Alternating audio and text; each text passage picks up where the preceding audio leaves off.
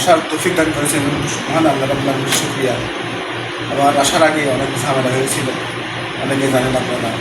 তো আল্লাহর ইচ্ছায়, আল্লাহর রহমতে শেষ পর্যন্ত আমরা পৌঁছাতে পারছি এবং সুন্দরভাবে, সুন্দর পরিবেশে আমরা শেষ করতে পারছি ইনশাআল্লাহ। আমার কাছে লাখো কোটি শুকরিয়া।